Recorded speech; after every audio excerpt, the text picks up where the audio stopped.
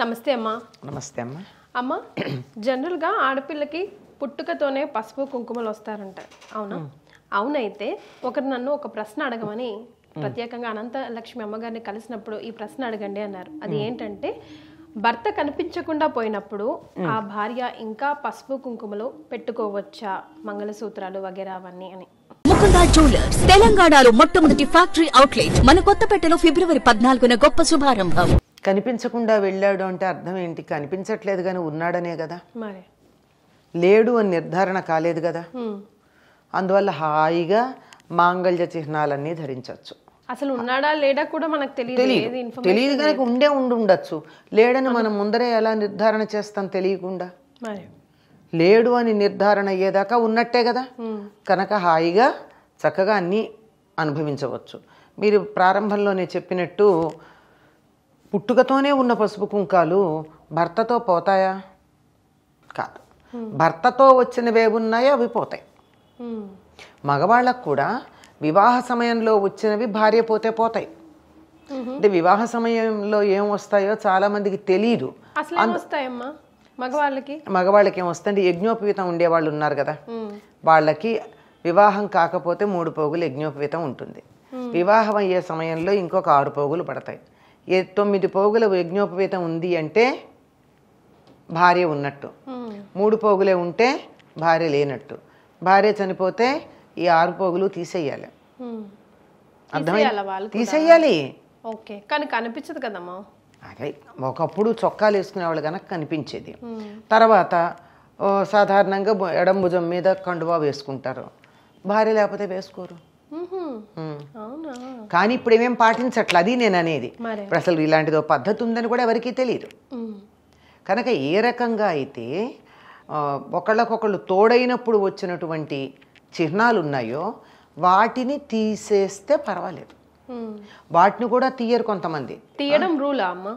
తీయాలన్న నియమం నాకెక్కడ కనపడలేదు. మరి అయితే కొంతమంది ఏమంటారంటే, నా భర్త నా హృదయంలో ఉన్నాడు, నేను ఎందుకు తీసేయాలి అన్నవాళ్ళు ఉన్నారు. నేను వాళ్ళని కూడా చూసా. హాయిగా మంగళసూత్రాలు, మా నల్లపూసలు వేసుకుని, అది వాళ్ళ ఇష్టం. కాదని చెప్పడానికి నేనెవరు? తీసేయమని చెప్పిన శాస్త్రం ఎక్కడన్నా ఉండి చూపిస్తే తీసేయాలి. ఇవి సాంఘికాచారాలు వేరు, శాస్త్రాలు వేరు. ఒక్కొక్క ప్రాంతంలో ఒక్కొక్క ఆచారం. ఉత్తర దేశానికి వెళ్ళినట్టయితే అసలు మంగళసూత్రాలే లేవు వాళ్ళకి. వాళ్ళు ఏం తీసేస్తారు? ఏం తీస్తారు? ఏం తీరు కదా. నల్లపూసలు కూడా ఉండాలని ఏం రూల్ లేదు వాళ్ళకి. బాగుంటుంది, అందంగా ఉంటుంది అని కొన్ని కారణాలుగా వేసుకుంటారు అంతే తప్ప నల్లపూసలు వేయడానికి ఒక వేడుక కానీ ఒక మంత్రం కానీ లేదే వివాహ కార్యక్రమంలో. వాళ్ళకు ఉన్నది పాపట్లో సింధూరం, అంతకు మించి మరేమీ లేవు. మరి ఏం తీసేయాలి వాళ్ళు? అంచేత ఇవన్నీ ప్రాంతీయంగా మనలో మనం అనుకుని పెట్టుకున్నటువంటి నియమాలు. కాకపోతే మనం ఏ సమాజంలో ఉంటున్నామో ఆ సమాజం చెప్పినటువంటి నియమాలు పాటించటం మర్యాద. అది మర్యాదే కదా. దాని వెనకాల కూడా ఏదో ఒక స్టోరీ ఉండే ఉంటుంది. అదే ఒక మర్యాద కోసం పెట్టుకున్నాం, ఆ మర్యాద ప్రకారం పాటిస్తున్నాము. కానీ ప్రత్యేకంగా శాస్త్రం అని కాదు. శాస్త్రంలో కూడా ఏం చెప్తారు? అది ఒక సైన్స్ బేస్డ్గా చెప్పినవి చెప్పి ప్రాంతీయమైనటువంటి ఆచారాలను గౌరవించండి అని చెప్తారు. ఇప్పుడు ప్రాంతీయ ఆచారం ఏముందో దాన్ని కూడా మనం గౌరవించాలి. అలా గౌరవించినప్పుడు ఇవి తీయాల్సినటువంటి పని లేదు. పసుపు కుంకుమ అంటారా? అసలు తీయవలసిన పనే లేదు. పసుపు ఆరోగ్యానికి సంబంధించింది. నుదుటి పెట్టుకున్నటువంటి కుంకుమ అన్నది నాడీమండల ప్రచోదనానికి సంబంధించింది. బుర్ర బాగా పనిచేయడానికి ఉపయోగపడేటటువంటిది. ఆలోచనలు సవ్యంగా ఉండేట్టుగా దానికి సహాయపడేటటువంటిది. మరి అటువంటి ఆ రెండూ మానేయమని చెప్పడం అన్నది అదే వాళ్ళ మనిషిగా అక్కర్లేదు అనుకుంటే చేయాల్సిన పని. మనిషి అయితే ఆరోగ్యం కావాలి. తప్పనిసరిగా శరీరం దాని ధర్మాన్ని నిర్వర్తిస్తోంది. ఆ శరీర ధర్మం నిర్వర్తించినప్పుడు నెల నెల స్త్రీకి కూడా భర్త ఉన్నా లేకపోయినా ప్రకృతి సహజమైనటువంటి పద్ధతులు ఉన్నాయి కదా, శరీర ధర్మాలు. ఆ ధర్మం అప్పుడు పసుపు యొక్క ఆవశ్యకత మనకి తెలుసు కదా. నువ్వు పసుపు వాడద్దు అంటే ఎట్లా కుదురుతుంది? ఒకవేళ ఆవిడే వంట చేయాల్సి వస్తే వంటలో కూడా వాడద్దా? అదే అంటున్నా. మరి వంటలో వాడినప్పుడు ఒంటికి వాడితే ఏంటని మరే, అంతే కదా. ఇంకెంత చేతస్థానికి వచ్చిందంటే గుమ్మానికి కూడా పసుపు పూయకూడదుట ఆవిడ. గుమ్మానికి బొట్టు కూడా పెట్టకూడదుట. మరి ఇంట్లో ఎవరు లేనప్పుడు గుమ్మం అలా ఉండాలా పసుపు కుంకాలు లేకుండా? 10 మంది ఉండి సాగుతూ ఉంటే జరిగేవి కొన్ని ఉంటాయి.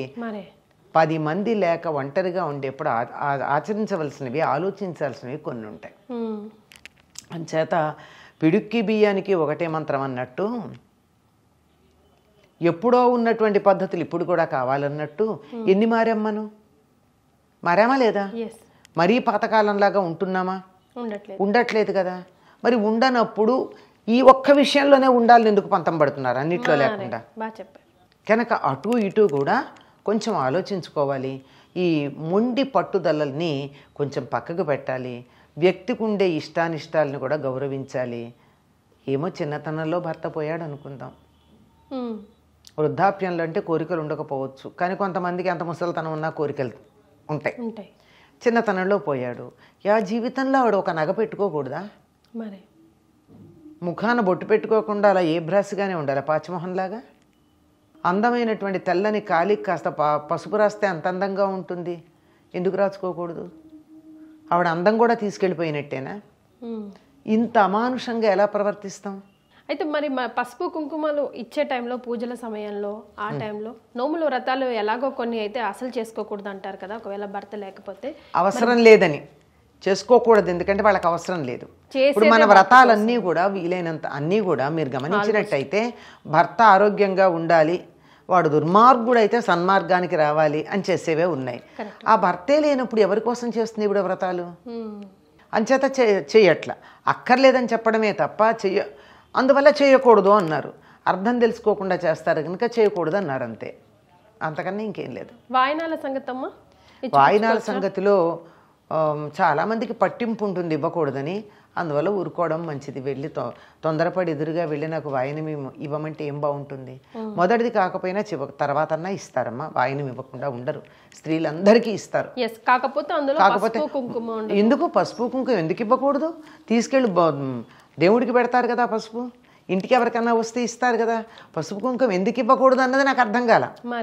వాళ్ళు ధరిస్తున్నారు కదా, మీరు ఇవ్వట్లేదు, మీరు బొట్టు పెట్టట్లేదు, మీరు కాళ్ళకి పసుపు రాయట్లేదు, ఓకే, మీరు వాళ్ళ ఇంటికి వెడితే వాళ్ళు మీకు ఇస్తారుగా, దానికోసమన్నా ఇవ్వచ్చుగా వాళ్ళకి. మనం ఇచ్చిందంతా మనమే వాడతామని ఏం లేదు కదమ్మా.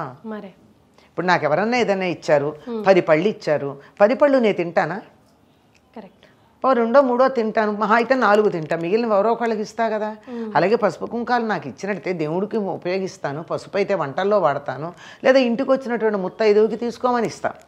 అంచేత ఇవ్వకూడదని లేదు, నాకు ఇవ్వాలని లేదు, ఇట్స్ ఓకే, అది నీ వ్యక్తిగతమైనటువంటి ఇష్టం, ఏదైనా ఇక్కడ ఉంటుంది అది. అంచేత ఇవ్వను అనుకున్న వాళ్ళది ఇట్స్ ఓకే, ఇస్తాననుకున్నా తప్పు లేదు. అడగడం మాత్రం తప్పు, ఎందుకంటే అవతల వాళ్ళ సెంటిమెంట్ను కూడా గౌరవించాలిగా. మనం ఎక్కడున్నాం, ఎందుకున్నాం అనేది గుర్తుంచుకుని, వాళ్ళకి నా అలాంటి వాళ్ళకి ఇవ్వడం ఇష్టం లేదు కదా అని తన మానాన్ని తను ఉంటే మర్యాదగా ఉంటుంది. ఎందుకు ఇవ్వని పోట్లాడకూడదు, ఇవ్వలేదని బాధపడకూడదు, అసలు బాధపడే మనస్తత్వం ఉంటే వెళ్ళకూడదు అక్కడికి. ఇది అంచేత ఇవన్నీ సామాజికమైనటువంటి నియమ నిబంధనలే కానీ శాస్త్రాలు వీటి గురించి గట్టిగా ఏం చెప్పినట్టు కనపడలేదు నాకు. మరి లేనివి ఎక్కడ నాకు తెలియనివి ఉంటే ఉండుండొచ్చమ్మా, నేను సర్వజ్ఞరాలని కాదు గనక ఎక్కడన్నా ఉన్నాయేమో. చాలా సంతోషం అమ్మా, ధన్యవాదాలు.